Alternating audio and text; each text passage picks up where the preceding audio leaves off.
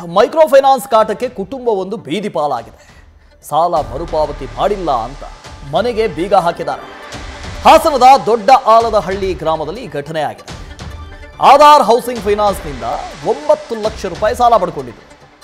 ಮನೆ ನಿರ್ಮಾಣ ಮಾಡೋದಕ್ಕೆ ಅಂತ ಹೇಳಿ ಮಂಜೇಗೌಡ ಅನ್ನೋರು ಸಾಲ ಮಾಡಿದ್ದು 9 ಲಕ್ಷ. ಅದೇ ಸಂದರ್ಭದಲ್ಲಿ ಮಗನಿಗೆ ಅಪಘಾತ ಆಯಿತು. ಸಾಲ ಕಟ್ಟುವುದಕ್ಕಾಗಲಿಲ್ಲ. 6 ತಿಂಗಳ ಹಿಂದೆಯೇ ಮನೆಗೆ ಬೀಗ ಹಾಕಿದ್ದಾರೆ ಸಿಬ್ಬಂದಿ. ಒಟ್ಟಿಗೆಯಲ್ಲೇ ಪಾಪ ಮಂಜೇಗೌಡ ಹಾಗೂ ಕುಟುಂಬ ನೆಲೆಸಿದ್ದಾರೆ.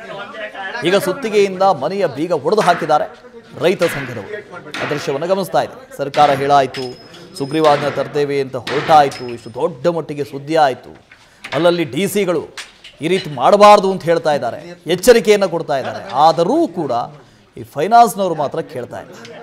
ಮನೆಗೆ ಬೀಗ ಹಾಕೋದು, ಸೀಜ್ ಮಾಡೋದು, ಆ ಗೋಡೆಗಳಲ್ಲಿ ಬರೆಯೋದು, ಕಿರುಕುಳ ಕೊಡೋದು, ಅವಾಚ್ಯ ಶಬ್ದಗಳಿಂದ ಮಾತಾಡೋದು, ಫೋನ್ ಮಾಡೋದು, ಹಿಂಸೆ ಕೊಡೋದು, ಇದೇ ಥರದವನ್ನು ಮಾಡ್ತಾ ಇದ್ದಾರೆ. ಇದಕ್ಕೆ ಕಡಿವಾಣವೇ ಇಲ್ಲದಂತಾಗಿದೆ.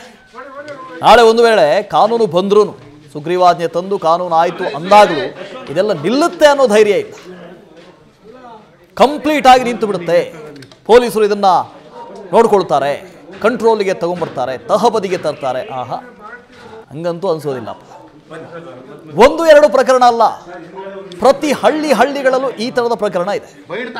ಇದಕ್ಕೆ ಹೇಗೆ ಕಡಿವಾಣ ಹಾಕೋದು? ಒಂದು ಸರ್ಕಾರ ಸಾಲ ಸೌಲಭ್ಯ ಕೊಡಬೇಕು, ಸರ್ಕಾರ ಕೊಡ್ತಾ ಇಲ್ಲ, ಅದಕ್ಕೋಸ್ಕರ ಫೈನಾನ್ಸ್ ಅಲ್ಲಿ ಸಾಲ ಮಾಡ್ತಾ ಇದ್ದಾರೆ.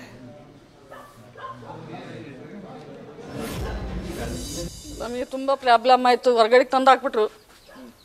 ಮಗ ಬಾಣ್ತಿ ಕರ್ಕೊಂಬಂದ್ಬಿಟ್ಟು ಹೊರಗಡೆ ತಂದೆಲ್ಲ ಇಲ್ಚಿ ಕಡೆಗೆ ಹಾಕಿದ್ರ.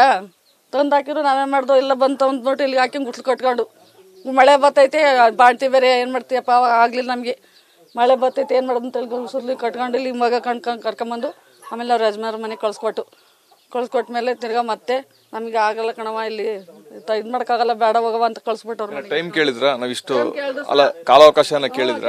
ಇಲ್ಲ, ಆಗ್ಲೇಬೇಕು, ನಮಗೆ ಕಟ್ಟಲೇಬೇಕು ನೀವು ಅಂತೇಳಿ ತೆಗ್ದಲ್ಲ ಈಚೆ ಕಡೆಗೆ ನೂಕಿಬಿಟ್ಟು ನಾವು ಇದು ಮಾಡಿ ನಾವೇ ಮಾಡೋಕ್ಕಾಸ. ನಮಗೆ ಗೊತ್ತಾ, ನಮಗೆ ಯಾರೂ ಇರಲಿಲ್ಲ, ಗಂಡಸ್ಗಳು ಯಾರೂ ಇರಲಿಲ್ಲ, ಮಕ್ಕಳು. ಸರ್, ಆಧಾರ್ ಹೌಸಿಂಗ್ ಫೈನಾನ್ಸಿಂದ ಲೋನ್ ತೊಗೊಂಡಿದ್ದು. ಅಂದರೆ ಕಟ್ಕೊಂಡು ಹೋಗ್ತಿದ್ವಿ, ಒಂದು 2 ವರ್ಷ ಕಟ್ಟಿದ್ವಿ. ತದನಂತರ ನಮಗೆ ಆಕ್ಸಿಡೆಂಟ್ ಆಗ್ಬಿಡ್ತು.